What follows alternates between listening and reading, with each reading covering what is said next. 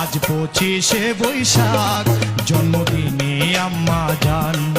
আজ 25শে বৈশাখ জন্মদিনে আম্মা জান। কবুল করে নধ মেরে, কবুল করে নধ মেরে আপনার গোলাম। আজ 25শে বৈশাখ জন্মদিনে আম্মা জান। আজ 25শে বৈশাখ জন্মদিনে আম্মা জান।